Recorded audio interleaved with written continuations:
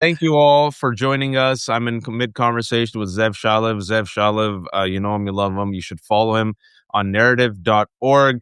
Zev is an independent investigative reporter. He's been on the Epstein money trail for years. How many years have you dedicated of your life to this? It is almost 10 years. I can't believe a full decade of my life just trying to figure out the money around Jeffrey Epstein, Donald Trump, and company, because it's a never-ending trail. I mean, there's criming aplenty, so there's lots to follow. There's a criming aplenty, and there's now corporate mainstream media is finally figuring out these names like Leon Black, and finally figuring out names like a Wexner, and finally figuring out that maybe Michael Cohen isn't on the level. We'll talk about all that stuff because apparently Big Zev, tease. myself, Ellie are conspiracy theorists and whatnot, and so Michael Wolff and Michael Cohen don't like us right now. We'll talk about that later. Yeah. But you have a series called The Greatest Heist. All right, before we Mm. get into it, promote the series. Well, the greatest heist is really about the Donald Trump and Jeffrey Epstein pulling off the greatest crime in history. And it sounds far-fetched until you dig into the details.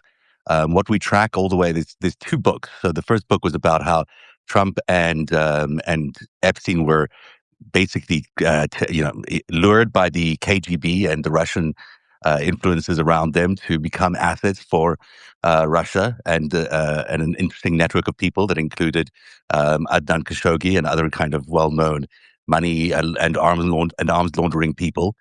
But book two is where it gets really interesting. And book two is about what happened in 2008. And I figured out how Jeffrey Epstein was involved in triggering and basically figuring out the entire crash, designing almost the crash of 2008. And we've got all the receipts to prove that that's what happened. And it's interesting that as we were discovering that, Howard Lutnick's name showed up in the same scheme back in 2008, also part of that trigger of the 2008 crash. And so when you pull back the scale, the premise behind, or the view, whatever would be the lens, when you pull it back, you realize that this is not just a network of human traffickers and child abusers. This is a network of financial criminals who have repeatedly crashed the market, or more like pumped and dumped the market. So they would increase the market's value, juice it up with all sorts of technologies like derivatives and mortgage-backed securities, and now crypto. And then they would crash it, and they would sell high and buy everything low. And the people buying on the low side were the sovereign funds of all these countries that we're now engaged with, Saudi Arabia, UAE, Qatar, Russia, all those countries making money off the backs of Americans as they crashed the markets. Well, I mean, for those who say this sounds crazy, I do want to ask you to look right now at the United States and the latest data and reports that have come out in the past week, where just magically, while we're in this illegal, reckless war, Zev, just some people, we don't know who, but it's going to be traced eventually, are just making billions of dollars right before Trump's announcements. They're buying and selling. Isn't that wild, Zev? It's just a pattern. It's sort of, you start looking at it and you think, well, this is coincidence and can't be true. But the more you look at it and you more see how much it's been happening for decades. There's an estimate of $80 trillion that have been pulled out of the U.S. market, of the U.S. Treasury and taxpayers' money over 40 years. And it's stunning when you think about all the crashes we had. You had 1987. Epstein was involved in that. Leon Black was involved in that.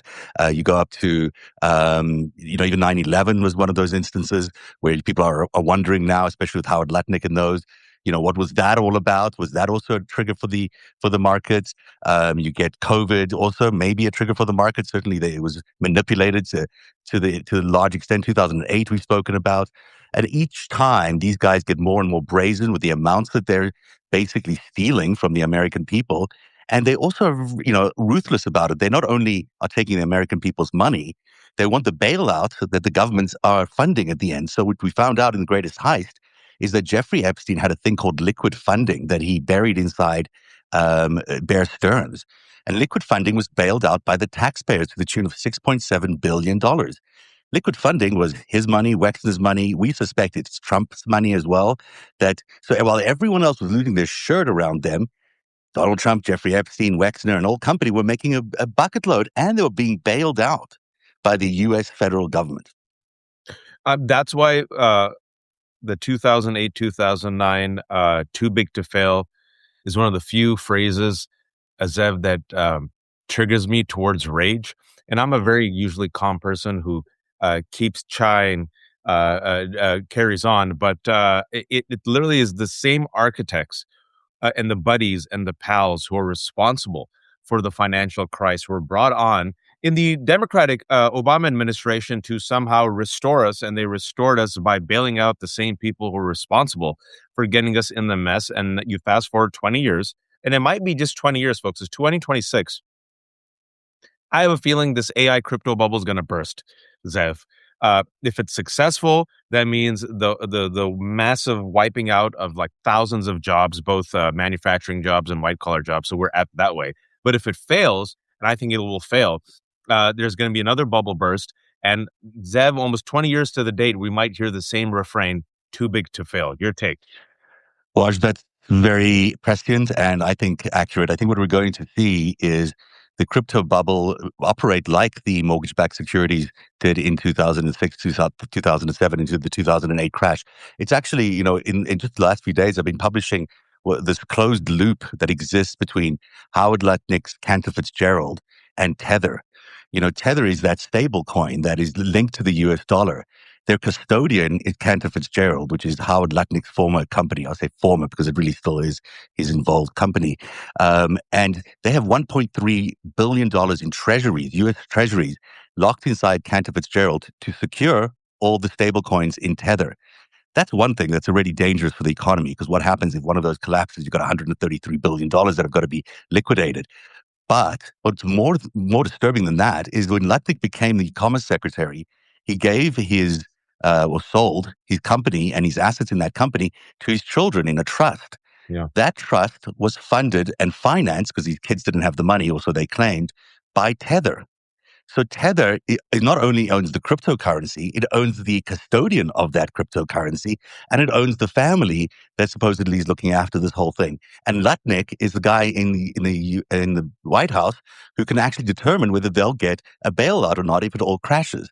So it is such a Secretary of corrupt Commerce. loop. Yeah, well, he'll certainly have influence. I mean, it will come from Treasury, but it certainly will come from Commerce as well. But you can see how that is a very dangerous situation. We don't even know who Tether is. It's like four obscure guys around the world, most of whom don't even want to be involved in it. In fact, in December 2024, they were under investigation by the DOJ under the Biden administration. First thing Todd Blanche does when he walks into the DOJ, kills the cryptocurrency investigations, all of them. Suddenly, Tether's back in favor. They've got a puppet in the White House in Howard Lutnick, and they're free to do whatever they want to do. They can basically run the gamut with all their crypto policies. And I want to just spend a little bit of time on crypto because the latest Epstein files reveals that Epstein's, I hate using this word, let me put it another word, fingerprints are pretty much all over the supervillain plots of 2026. He kind of helped seed it, or he helped elevate it, or he was involved in conversations, or he helped promote it with his money, right? The eugenics, the right-wing assault on our truth and democracy and misinformation. And he was also interested in Palantir, Peter Thiel, Israel, Russia, and crypto. And it sounds like, again, a conspiracy theory. Like someone said this to you, they're like, "This is conspiratorial. There's no way. Oh, you guys are just trying to like make an easy storyline." But the facts are there, aren't they? No. Like Yeah. literally through the emails and the relationships and the financial transactions and Bank of America, which, by the way, for those who don't know, just settled with Epstein's victims, and J.P. Morgan and Bear Stearns. It's more than just the fingerprints. I mean, we've seen the documents. I was so stunned when I came across this one email from Jeffrey Epstein to Thorgan Jagland, who's a Norwegian diplomat, who was a conduit basically between Jeffrey Epstein and Vladimir Putin. And in this email, Jeffrey Epstein tells Jagland that he wants to meet Putin, and Jagland is actively pursuing this meeting for Epstein in order to tell him about a plan that could leapfrog Russia over the U.S. Using the financial markets or a modernization of the financial markets. And the way he was suggesting they do it is through a new type of money, new types of digital transactions, basically cryptocurrency. Now, we don't know if that meeting took place, but we know that the next day, even in his calendar, Epstein has a thing saying that he wants to plan for the Putin meeting in his next day. And there's a back and forth between Jagland and Jeffrey about how that meeting will take place and when. And Jeffrey says, it'll be it can only be a 3 hour meeting at a minimum. I won't see him for less time than that. Really holding the cards. And one of the things he claims in that email was that he created the derivatives back in the 70s that created where we are created the environment for the 2008 crash and all these others. So he is, for lots of people called him a financial mastermind. I think these documents are actually beginning to point that he is that, but he's a criminal financial mastermind. You just look at the facts, right? Because I always like to look at the facts and what we separate facts from what our assumptions are, right? So this is what I believe. This is what we know. If you look at the Epstein files, folks, he met all these people. What Zev is saying is he was interested in crypto. He was interested in meeting with Steve Bannon. He was Brock Pierce of Mighty Ducks and Brock crypto. Pierce Right? is a big name in all of this. I mean, who invented Tether? Who's the founder of Tether? Brock Pierce. Yes. Can you The tell people who same. Brock Pierce is for those who don't know? Yeah. So, he's this really eccentric guy. I guess he made some sort of career in Hollywood before Former becoming this. actor, was in Mighty Ducks 3, I believe. Okay, thank you for that. I haven't seen his work on stage, I mean on film, but I certainly am aware of his crypto work, which is he's made billions selling Tether and other properties. But was the number one consultant for Jeffrey Epstein on crypto. He was the guy consulting him. And there's a Rolling Stone cover from Rolling Stone Arabia with him on the cover that I posted the other day, which just shows you this outrageous kind of character, crazy hats and crazy outfit that he was wearing, who's now because gazillionaire probably from all the things he's been able to push. But this is a scheme, these guys are building a scheme in order to trap the American economy. I call it like a time bomb strapped on the US economy. Whenever they want to trigger it, they can trigger it and they'll trigger that crash. They won't get hurt. They'll be out before that crash happens. Americans will get hurt, and then Americans will be holding the bag. And then they'll come in with their sovereign funds and buy everything at pennies on the dollar. Yeah, buy low, sell high. You're seeing it in real time, folks. For example, just 1 week ago, unusual stock trades 15 minutes before Trump posted about Iran spark insider trade concerns. Mhm. Someone or some group bought large shares of stock index futures and sold off large amounts of oil futures just 15 minutes before Trump posted online that he was halting planned strikes in Iranian power plants. Huh. It's so shameless and naked that you could literally see it in the graph, folks. You could see it in real time. Yeah, Despite and it's his family that are benefiting from this. I mean, when you think about crypto, and as they did with that oil surge, they benefited from the oil surge. They're benefiting from the crypto as well because it's his family that owns World Liberty Financial. They're 50% of that. With whom do they own it? Well, with the Emiratis and the Saudis and the Qataris, and I'm sure Israel will be in there somewhere. It's this endless group of the same characters showing up all the time, making a fortune of these so-called technologies that they bring into America, but they're just scams. They're just scams that people are falling for them time and time again. And U.S. Defense Secretary Pete Hegseth's broker looked to buy defense fund before Iran attack. That was according to Financial Times, Yeah. came out less than a day ago. Speaking about crypto, because I've been trying my best to follow it. I know a lot of people haven't because there's just so much chaos. But we're Liberty Financial. Can you just go into this? Because basically, in the past year, Donald Trump has done everything so openly, so nakedly, so shamelessly. But there's so many crises that people aren't paying attention. So you got him and his sons making $5 billion to World Liberty Financial. The fraudster, money launderer, CZ, who's his business partner, Donald Trump pardoned him. Binance. Speaking about more fraud, you mentioned UAE. Mm-hmm. UAE invested what was a $500 million in World Liberty Financial. Fast forward a few months, who gets the special NVIDIA AI chips? UAE. UAE. Uh, And they invested that a week before the elections. I think it was just before the elections that they invested that. So they had some foresight about what was going to happen with this administration and their, pro crypto policies. It is, World Liberty Financial is a cash cow for Donald Trump and his family. They're estimated to be worth now about $10 billion from all these now crypto it's 10. holdings. Wow. They were broke before. This is all grift. This is all them saying, "Sure, give us the money. We'll go to war. Give us the private jet. We'll do all these things for you. No problem." They're just using the American military right now, I believe, as mercenaries but they're the ones profiting from it. It's not even America is going to profit. America is going to land up suffering because of it. Yeah, so I mean, you have Donald Trump openly saying, "We'll want their oil." This is a couple of days ago. We'll get the oil, control the oil.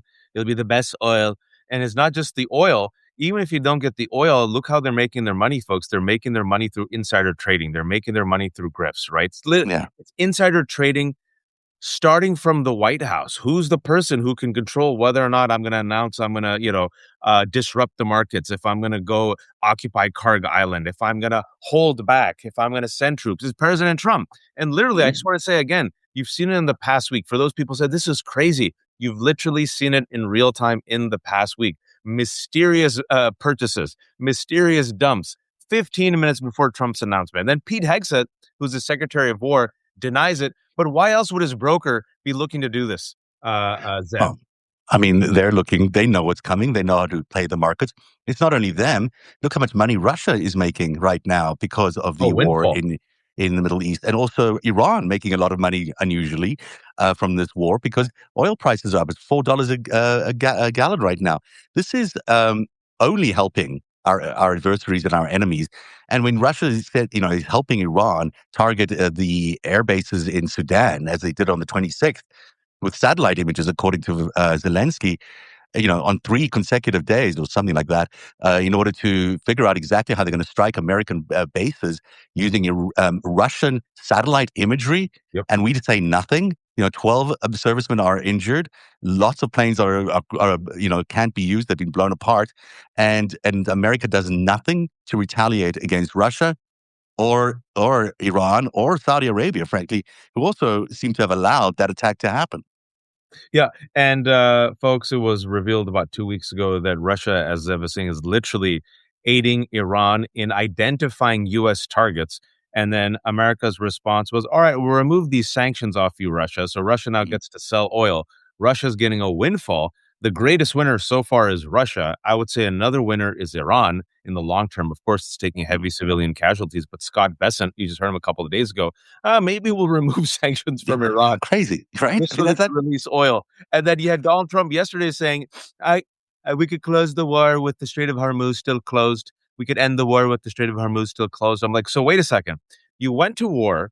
You got rid of the older dying Khamenei. You replaced him with a younger, more radicalized Khamenei. We lost billions of dollars. We're going to lose civilians and soldiers. America's more loathed. And we're going to come out of it with the Strait of Hormuz closed. Where's Yeah, the at $4 a gallon for oil.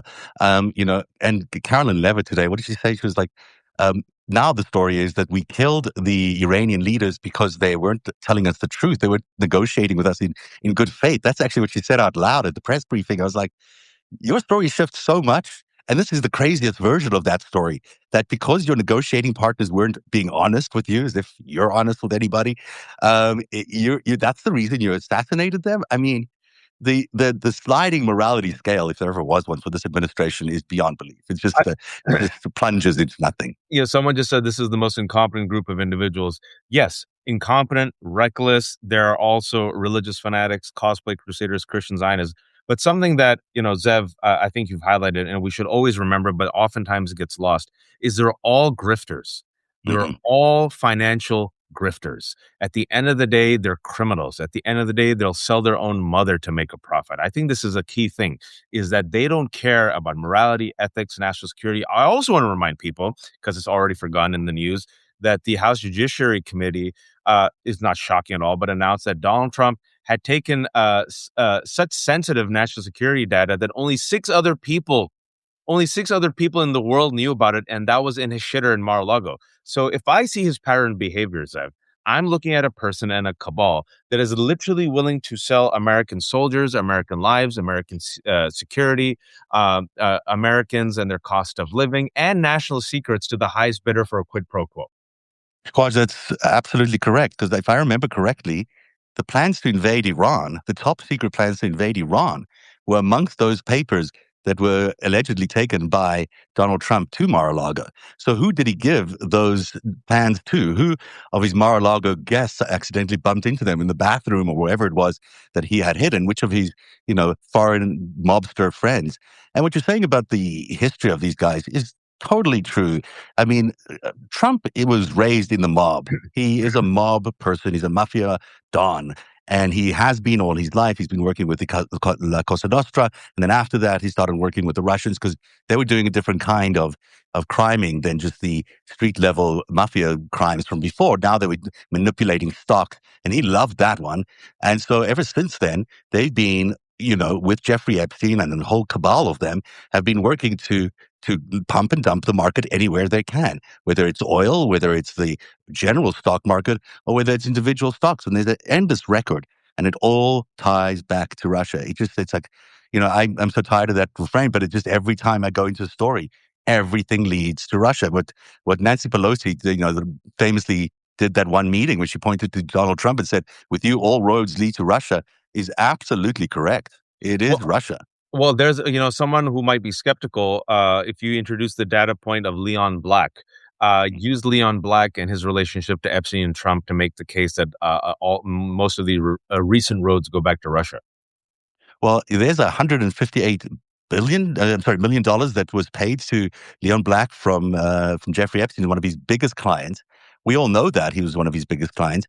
The roads that lead back to Russia is that Leon Black also was a key member and the only American at the time, though there was another one later, on the Russian Development Fund, the RDIC, I think. And that's led by Kirill Dmitriev, who is well known for his involvement in 2016 and still is with the Trump administration. So you've got an American guy who, by my research, was involved in the 1987 crash. There was a company called Burnham Lambert that collapsed. It was Leon Black who worked at Burnham Lambert who took that, and when that market crashed in 1987, he opened Apollo. Apollo became this huge company, but Apollo is linked to Russia. A lot of its business comes from Russia. A lot of the kind of trading that they do is Russian connected. And there's a picture of him at the board meeting of the RDIC with, it's RDIF actually, I think, with Vladimir Putin, two seats away from him. He's smiling at Leon Black. These guys have been close to that world forever. And Epstein paid 158 million for supposedly got paid 158 million supposedly for tax advice from that he was giving Leon Black, but no one can really understand what that's for. It's not normal accounting. No one pays someone 158 million dollars. What we found out recently is that a lot of it was to pay off women. That Yeah, Leon Black, if you look at the Epstein files, there are many stories of people who claim that Leon Black was biting them, abused them mercilessly, some underage, just really a horrific vicious, person. vicious And predator. and vicious is the right word. And so that's the relationship that Epstein had with one CEO of one company, Apollo. You can imagine all these other relationships, but this is the back and forth of this kind of criminal network. Yeah, we'll cover up your mess that you created with this women or these women. We'll pay all these women off, but in the meantime, you owe us, you owe us, you owe us. And we don't know what the IOUs always are, but there's always an IOU. And 158 million is quite a lot of money for Jeffrey Epstein. And at one point, Epstein even contacts his FSB contact, who's the deputy economic minister in the U.S. in the Russia, sorry, Sergei Belyakov, and he asks Belyakov for information about a woman who was claiming that Leon Black abused her. And this guy didn't work at the FSB, but he trained at the FSB. So one assumes he's still connected to the FSB, and now works at the economic ministry in Russia, provided information to Jeffrey Epstein in order to help Leon Black get this lawsuit off his back. That's the kind of stuff that, I mean, I don't know how to do that. Do you know how to call someone at the FSB and say, hey, my friend's got a problem. How do I kill this thing? It just doesn't happen. But Jeffrey Epstein knew because he was part and parcel of this whole thing. So is Leon Black. And also, Leon Black partied in Russia with Donald Trump, Right. where they both attended strip clubs and allegedly did some dirty deeds. 1996, I think, was when they went together to this weird trip because Trump was bankrupt. There was no reason for him to go there. But my research suggests that he got a big payoff coming out of that particular trip with Leon Black. And there's one morning video of them having a meeting with some Soviet officials at the time. Was it Soviet? No, it was Russian officials at the time. And the Leon Black looks like he just got dragged out of bed. He looked so hungover. And I think it was the night after one of those long nights at the strip club. But, it is clear that they got a lot of compromise on these guys. And some of them loved it. I mean, to this day, Trump raves about Russian women and how kinky they are and how much he loves them. This is how they got at a lot of these guys. They gave them, the wildest nights, their fantasies played out for them. In reality, they were being, used, but that's that's the story. Yep, but that's honeypots and compromat. And then Epstein also used compromat in the form of literally providing minors. And then these men raped them, assaulted them. So I would go so far as to say, most likely, I'm sure, well, if we're going to find out that some girls were murdered. And we know that Israel provided all the surveillance in the New York apartment. How does Israel connect to Epstein? Israel's very, very close to Epstein. And I broke the story in 2019 when I had two sources on the record tell me that Epstein worked for Israeli military intelligence. Up until then, everyone had mused that he worked for Mossad, CIA, a bunch of other things, but no one really knew anything firm. But I had two people on the record who knew, and I believed them, that he worked for Israeli military intelligence. Now, I didn't have any documents because you don't really get those things about spies or assets, but these guys told me. One was Stephen Hoffenberg. He's business partner. That he went to prison, but all these guys have spent time doing Yeah, crime. So you Epstein can't. never went to prison, but Yeah, Stephen did. yeah, Stephen did, and to his credit, spent the rest of his life once he got out of prison trying to expose Epstein. And the other one was Ari Ben Menashe, who again you might say, well, he's questionable, but on the other hand, he was Robert Maxwell's handler, and knew a lot about what was going on inside Israeli military intelligence because he was part of the directorate of Israeli military intelligence, so he knew a thing, and he knew what Robert Maxwell was. And he's the one who told me that Robert Maxwell introduced Jeffrey Epstein to him in the 1980s, which is well before any previous record of of Jeffrey Epstein and Robert Maxwell or Ghislaine Maxwell having emerged.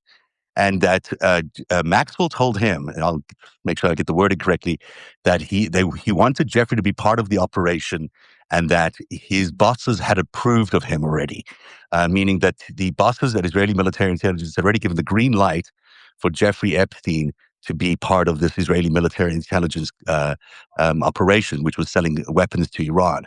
Now, interestingly, this all goes back to the Rothschilds and a whole bunch of other things. So the connection to Israel is endless. I could talk about it for hours and hours and hours, but there's a thread there, and it's not surprising. There's a lot of Russian oligarchs, very, very powerful Russian oligarchs that are also Israeli oligarchs. They've built their own oligarchy in Israel.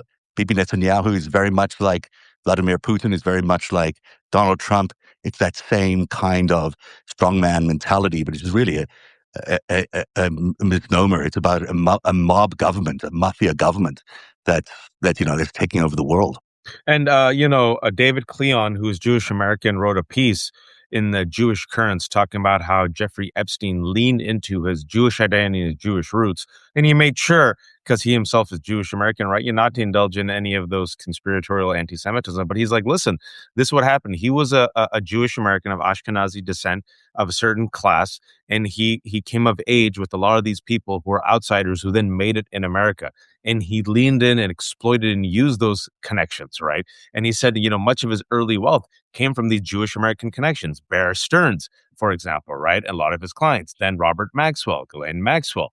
Robert Maxwell, like you said, had ties to Israel. Also, Alan Dershowitz, Leslie Wexner, right? So he says, like, essentially, he kind of used and abused these type of network privileges and his Jewish identity to get in close with these people. And they're like, oh, you're one of us. You're a guy who came from nothing. You're middle class. And look at you. You're up and comer. And then also some of the world's worst people. Then he comes in and, does what he does and gets compromised and provides girls. But, if I'm Israel, and I've always said this, if I'm an intelligence of any nation state, and I know there's a guy who has connections to the world's most wealthy, powerful people, including financial institutions, and that he lures them to, or not even have to lure them, let's just be honest, invites them. Or sometimes, like Elon Musk, people want to get invited. They send very giddy emails begging to be invited. When's the next wild party? When's When's the going to next have wild it? party, right? Yeah. If I know that man is inviting these people to have sex parties where they rape girls, to me, that's a man I try to cultivate and as an asset, because I know he probably has evidence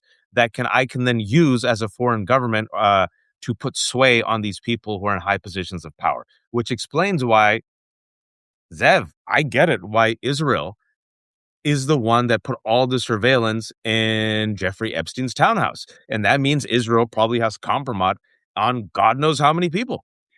Yeah, Ari Ben-Menashe said to me that the reason that Epstein was set on Clinton was in order to scuttle the Oslo talks. And in I'd buy fact, that. he did. He did scuttle the Oslo talks. And by the way, financed the play Oslo years later about the scuttled talks. And there's lots of evidence in the Epstein files, and I've written about this as well at narrative.org, about his connections to the failure of Oslo, and the later talks with Hud Barak at Camp David. This is you know it's a generous version of the story when you say it that way, that he was cultivated or whatever.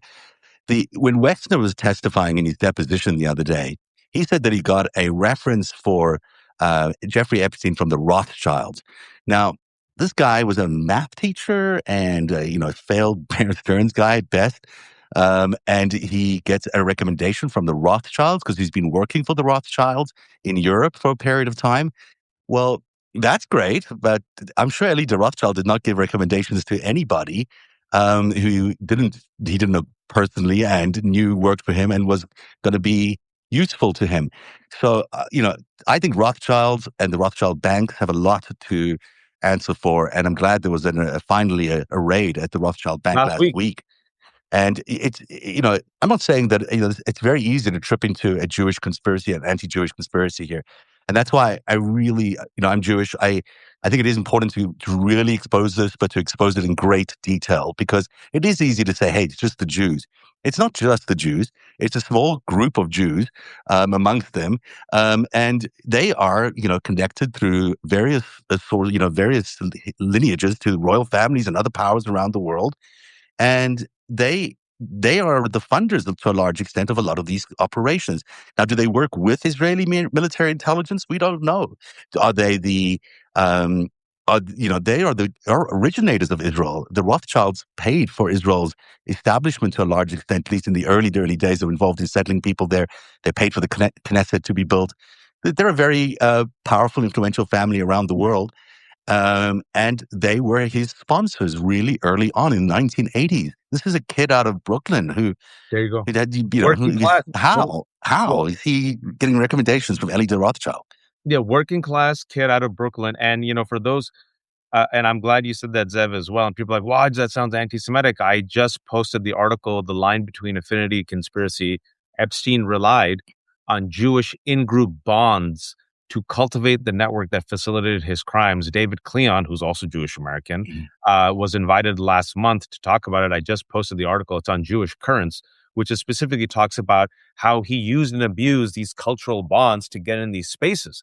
Yeah. And then once he got in these spaces, again, you have to be very careful. I think you should be careful. It's not the Jews. It's, these individuals within these powerful places who then, much like Epstein, were into these things. So it's a few group of these individuals, power, wealth, and it's not just Jews, as you can clearly see. It's Jews, it's Christians, it's atheists. There's a Muslim in there. It is an Epstein class. It is the world's 1% of the 1%, right? Mm-hmm. And Epstein used and abused anything he could to gain leverage. So if he can use and abuse his Jewish bonds, he did. If he can use and abuse, his wealth, he did. If he can use and abuse his intelligence, he did.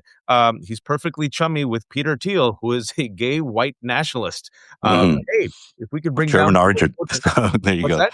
Of German origin. So, Of German origin, right? So if we yeah. could bring it all there, so do it. So I want people just to realize that, because when I had this conversation with David Cleon, we talked about that. Like, how do you avoid it? He goes, bro, I'm Jewish. I get it. But I also have to then look. David said, I also have to just look at the facts. And the facts is that he used these in bonds as this middle class American Jewish guy, who literally, like, you ask yourself, how did he get from there to there? Mm-hmm. And he exploited every little relationship that he could. And unfortunately, he got into bed with the world's worst people. And some of those Well, people are Donald Trump, who is mentioned more than any other person in the Epstein files.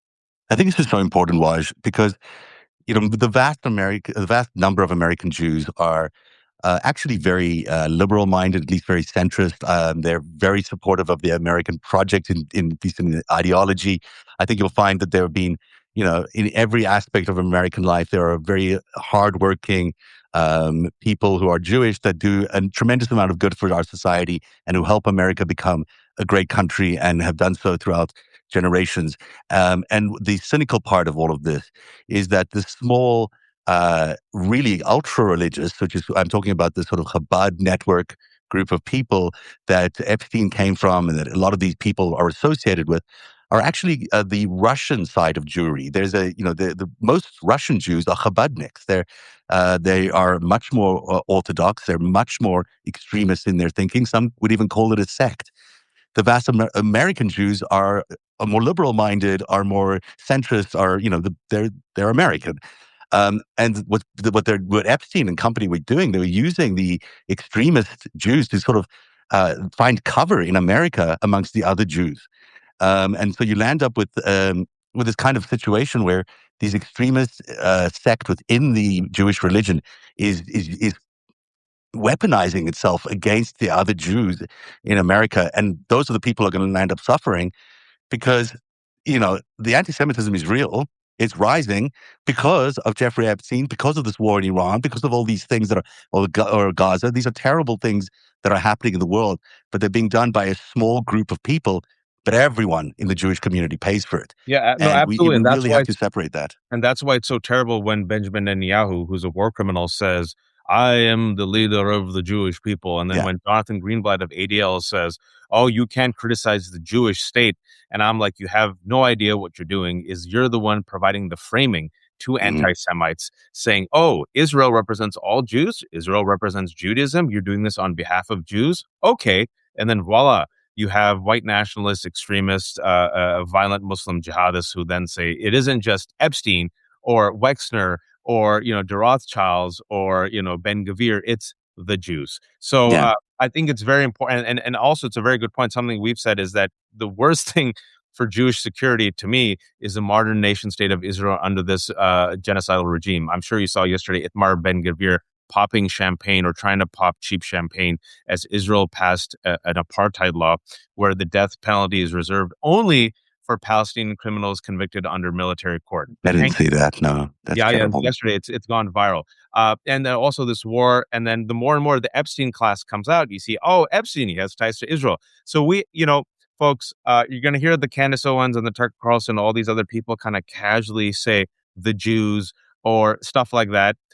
Try your best. Try your best to step in and intervene because I said this before, Zev, a couple of days ago, as this was all coming out, right? And especially the war in Iran is making it so much worse. I'm telling you that the casual radicalization I've been saying this, I've been I've warning seen it too everywhere. so the You, suburban yeah. aunties, Mhm. because they're enraged by the Epstein class, then they're enraged by the 1% of the oligarchy, then they're enraged by the Iran war, and then they hear, the few people who are moved to the left of the Democratic Party on Israel, Tucker Carlson, Candace Owens, Nick Fuentes, are also, wait for it, have a history of anti-Semitism, and now just, I'm sure you've heard it. It becomes, look at the Jews, man. It's the Jews. Everywhere. It's seeped into every part of society, which just tells you how it's now just a mantra that people use. And certainly anti-Zionism is considered like a completely normal, legitimate thing. And it's an ideological conversation you can have. And Zionism is an ideology that could mean anything, really. It could be implemented in many ways or introduced in any ways, or interpreted in many ways. But the idea that this is the problem, the Rothschild, for years I grew up with this notion of you can't talk about the Rothschilds, you can't write about the Rothschilds because you're participating in this anti-Jewish trope that the Rothschilds symbolize. But in fact, that's exactly the opposite of what we need to be doing. We need to be talking about the Rothschilds and not about all Jews, because it is about the Rothschilds in this case. And there is a lot to be said about them, and we need to be looking at them and we need to investigate them, no matter who they bank for or who their clients are. That's an important line of investigation. And it's not one we could just walk away from. They're an incredibly powerful family. Of course, it's scary to do these kinds of things, but if you don't do that, you're potentially allowing all this much greater calamity to happen, which we saw in the Holocaust, which we've seen elsewhere in American and world history, where Jews get slaughtered. The Jews get, it's genocide when this kind of thing happens. And we need to be really specific and tell the story, tell the truth about what Epstein did, and not be afraid of it. And I think, it's, I'm Muslim. It's been my life ever since the war on terror. It's the unfair double standards. But when you are more honest, and when you call it out and you don't engage in this type of not airing of dirty laundry in order to protect the tribe, right? You come off as inauthentic, and then the hate markers attack you. But when you air the dirty laundry and you're morally consistent, what I've seen is people go, "Oh, cool, that's a Muslim guy being morally consistent against terrorism, regardless of who Mhm. does it." Right? Awesome. Yeah. I think that's when like Jewish American authors and researchers and investigative journalists like you call it out. A lot of people are like, "Oh man, that's good." Like, you know what, Zev, respect. As a Jewish American who's a person who's born in Israel, you're calling this out, and I think what it just does consciously to people, it's like, oh yeah, it's like this cabal of terrible people. Some of them who happen to be Jewish. I get it. Happens in Catholicism, Islam, atheists, and I think it neutralizes the anti-Semitic cover that Tucker Carlson and the right wing is moving under, folks. It's really scary. People, I'm telling you, it has become people have become radicalized in real time. Yeah. De-radicalize them anymore, Zev. I can't. People are, can't imagine America having a Holocaust. I can imagine America having a Holocaust. I don't think it's that hard to imagine when you look at the trend lines, Slavery? when you look at what Vance is saying. Everything is becoming so clear that this is the path that MAGA is going to follow. The sort of right wing radicalization is going to go even further. They're allowing LGBTQ conversion therapy. This is all the same line that's happened in Germany. It's, we're going to see mass disappearances, mass arrests of people coming in the years ahead in the United States, unless we find a way to stop it now and the courage to stop it now. And everyone should be, needs to find that courage right now, because all of us have a duty to be responsible to the next generations. And sure, a lot of people aren't going to do that. But, if you're a person of morality and you're a person of ethics, you have to tell the truth in this matter, and you have to be able to lean into it. And especially if you're a Jewish person or a Muslim person, it's your job. I don't know, my job in any event, to be, as a reporter, to tell the truth. And I can't not do that based on my faith. I'm not going to lie for anybody based on my faith. And I think it's a mistake to lie. I think it'll hurt us more at the end. I think we'll end up with a much Absolutely. worse scenario. And I have my track record speaks for itself. You don't see me here making excuses for UAE or Qatar or the Iranian regime or Saudi Arabia. I don't think you all ever have, or for what Hamas, the violence that Hamas has done. But I try to be morally consistent, folks, and that type of moral consistency requires a type of accountability. And regardless of who that net catches, assuming that net catches the right people, you give them due process. But if that person ends up being American, you go after him. If that person ends up being, I don't know, the president of the United States, you go after them. If that person ends up being, I don't know, Ehud Barak, you go after them, right? You go after all these people, which is why, again, it goes back to, I think, the Epstein class, Zev. I think it's so important for all the reasons that we mentioned that we have to do a thorough investigation of the Epstein class. There needs to be due process. There needs to be indictments, because in the absence of accountability and transparency, you get, first and foremost, criminality. You get the rape of girls. You get the cover up. You get the world's worst people who believe that they can keep doing this again and again and again with impunity. But you also get, as we're clearly seeing in real time, massive conspiracy theories, which at the end of the day end up hurting the most marginalized people. Absolutely. I've been doing Epstein research for 10 years, and I've been following the money on Epstein since day one, because I just felt like, well, 6 years on Epstein, but Trump and Epstein for 10 years. I am a firm believer that the money is the trail to find all the evidence. And the evidence that we're looking for is not just about the girls. There is evidence about the girls, and we know a lot about them. What we don't know a lot about, and we're finding out through the Greatest Heist and the Narrative and other places, is the financial crimes which have stolen the wealth and the promise of America. And people need to understand that it's not some out there thing that happens to other people.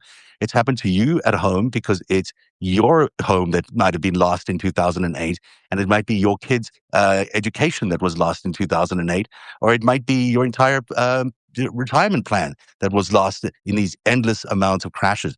And how is the wealthiest country in the world, like the United States, unable to balance its budget? Where is that money going? That money has left us and has gone to sovereign funds and to other entities that have stolen it from under us using decades and decades of criminality. And it's a personal thing for every American. I mean, every American should be completely outraged that their birthright has been completely squandered and stolen by these foreign entities. And also, folks, just look at it. Lord Mandelson resigned, the UK ambassador to the United States, also an associate of Epstein in a very compromising photo in his underwear with a girl. But why did they investigate him? Because he used and abused, allegedly, his position to give sensitive information to Epstein. You see the same thing happening with Andrew. Even though we know allegedly he raped girls, he was arrested. Why? Because he used and abused, allegedly, his position as trade minister to give documents and information to Epstein. The Rothschilds last week, they were raided in France. Why? Specifically, again, someone connected to them used and abused that position to give information to Epstein. A lot of that is potential financial information. Then you also see Bear Stearns involved, JP Morgan involved, Bank of America involved. They just gave what, 96 million Yeah, payoff? something like that. Yeah. Something like that, right? So And it's not only it's political stuff too. I mean, they were handing confidential documents of the British government or the United national security. Nations or to Epstein, who had no business knowing all this stuff. He was, again, going back to the beginning of this conversation, was advising Putin on leapfrogging the American economy using crypto. What are we seeing today? The American economy being leapfrogged by crypto, by Russia. I mean, this is the same. You can see it in real time. You don't need much more evidence than that to know that the plan emanated from this guy. And so what you're describing there is this political compromise, this political back and forth that was going. That's all criminal and it's treasonous. And it's treasonous for those people that were arrested. And it's treasonous right now for the president of the United States to be undergoing this war and pushing this crypto policy that Howard Lutnick and David Sachs and everyone is doing. That's treason. That's not helping America. That's aiding and abetting our enemies. And that's the bottom line of that story. I just think people need to reframe this as both personal and as being treasonous. Yeah, I completely agree. And you mentioned something, I'll leave people with this image. It's an incestuous circle. Mhm. Lutnick is the Secretary of Commerce who was in business with Epstein. Donald Trump mentioned more than any other person than Epstein. Donald Trump and his family have made up to $5 billion in crypto. The person who helped them make that money got pardoned by Donald Trump. Who passed the Genius Act, the first pro-crypto legislation? Donald Trump. Who has threatened states that you can't regulate AI? Donald Trump. Not making that up. Who's the czar of AI and crypto? David Sachs. Who was David Sachs's buddy? Who did he make money with? The PayPal mafia. Who's the PayPal mafia? Peter Thiel and Elon Musk. Who gave Donald Trump the most money to win the election? Some would say rig the election. Elon Musk. Who was buddy with Jeffrey Epstein and shared his eugenics, racist, post-World War II collapse order? Peter Thiel. It's like, that was just the top of my head, Zeb. That's really well done. That was well done. That's a hell of a chain you drew there. But it's Well, true. I didn't make up anything. That's literally It's top all of my head. factually proven. Every single name you mentioned there, everything is it's factual. This is not conspiracy theory. This is not what did Michael Wolff call us? Conspiracy buffs. This is not Eddie. Well, it might be a conspiracy. It is a conspiracy. It's a criminal conspiracy. That's right. But it's not some made up stuff. It's factual, proven. Evidence is all there. Nothing we're saying is made up. None of it. Yeah, it's all literally read his emails. Like literally read Yeah. the emails, read the correspondences, look at the links. It's all there. Zev, I have to bring on Katie Fang to talk about well, like you said, the terrible Supreme Court ruling today. But can you please shamelessly promote yourself, sir? Yes, I can shamelessly try promote myself. I'm terrible at these things, but everyone can check out my stuff at narrative.org. That's NARATIV.org. I do a lot of work on Epstein and Trump, but I also do the daily news as you do in different ways. We do the 5 Stack every day at 3 o'clock Right. with Dean Blundell. I do lots of other shows across the time every day. And everyone should just feel free to join us. We have free subscriptions. We have paid subscriptions. I'm not as generous as you, just give it all away for free because it's a lot of work and cost me a lot of money along the way. So paid subscribers pay for all these investigations. They're the number one reason we can do these, multi-year investigations into Epstein to find out where the money came from and where it went. That's all because of our paid subscribers. So if you can become a subscriber, whether it's free or paid, we're happy to have you there. And I hope you'll enjoy the coverage that we give you of everything Trump, but also of Epstein and the Greatest Heist, which I write. Yeah, it's fantastic. And he's been on the money trail for a while. And again, folks, just look at the evidence, right? Because there's so much conspiracy theories out there. Just take a deep breath, connect the dots, and it's all there. And Zev helps piece it together. Thank you, Zev, for coming. Everyone, please subscribe to narrative.org. If you can't subscribe to the Left Hook, give your money to Narrative. The Left Hook is free. If you have $3.75 left over, I have a special on. Just give $3.75 a month forever. If not, you're worth every cent of it, Waj. You're one of the hardest working, smartest guys on this platform.